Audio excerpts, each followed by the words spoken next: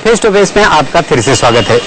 आप का काम था, आप ने जिस कुर्सी पर बैठे उसका आम लोगों के लिए फायदा कर दिया।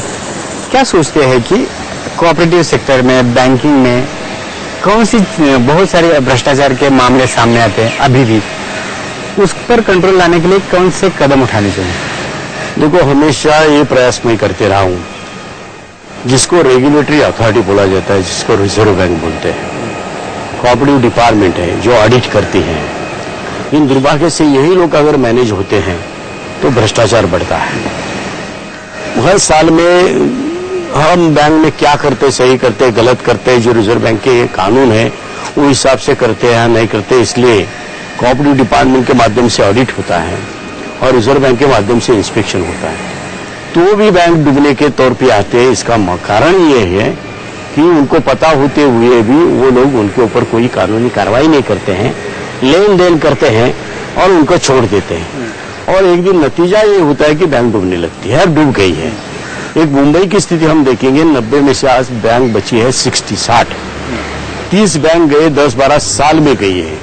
एक तो कुछ बैंक हमने मर्ज की है, कोई बैंक बड़े सारस्वत जैसे बैंक में, कुछ बैंक लिक्विडेशन में गई है, कुछ बैंक में लिक्विडेटर आके बैठा है। ये कारण हमारी रेगुलेटरी अथॉरिटी जब तक सक्षम नहीं होती, भ्रष्टाचार विरहित काम नहीं करते हैं, तब तक मैं तो उम्मीद नहीं रखता हूँ कि ये बैंक अच्छी चलेगी। लेकिन अभी के कानून पुख्ता है पूरा रोकने के लिए? नहीं, कानून ठीक है, लेकिन कानून का अमल करने वाले ठीक नहीं है, ये बात अहम है उसमें से। अगर वो सही ढंग से अगर इंस्पेक्शन करेंगे, ऑडिट करेंगे और सही वक्त पे जो भी गलतियां करता है उनको पनिशमेंट देने का काम करेंगे, तो अगला कोई गलत कदम नहीं उठाएगा। ये नहीं होता है। लेकिन अब क्या करना चाहिए, क्योंकि लोग तो आएंगे, रास्ते निकालेंगे, कानून है जो देश में चला है।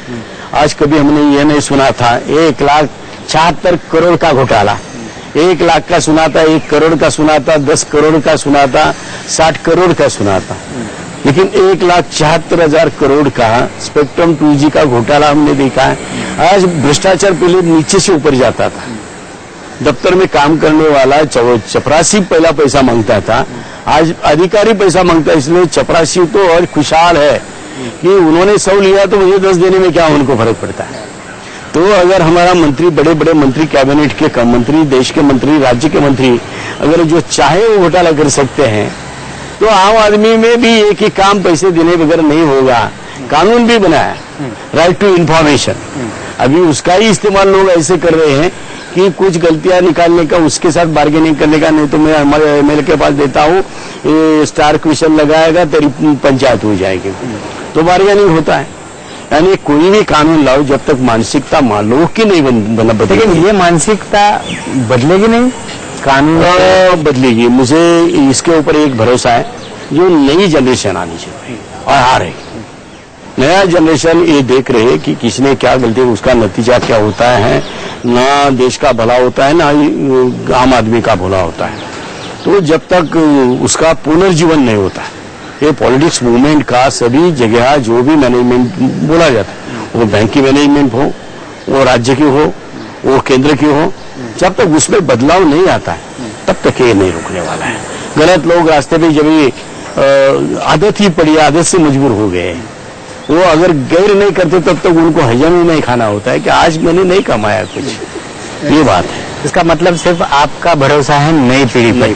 यहाँ की व्यवस्था सक्षम है, नई पीढ़ी अगर कुछ बदलाव चाहे तो ही हो सकता है। और ये आपने जो संघर्ष किया, आपने काम किया, आपके विपक्ष के लोग भी आपकी सराहना करते आए हैं। ऐसा माहौल अभी रहा है? बिल्कुल, आज भी बिल्कुल।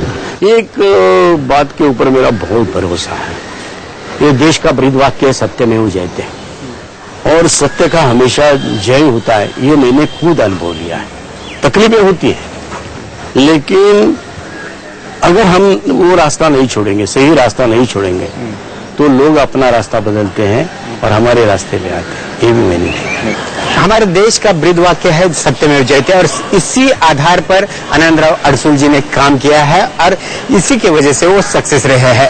आज के लिए बस इतना ही। अगले हफ्ते फिर मिलेंगे नए शख्सियत के साथ। तब तक मुझे रणधीर कामले को इजाजत दीजिए। सहारा प्रणाम।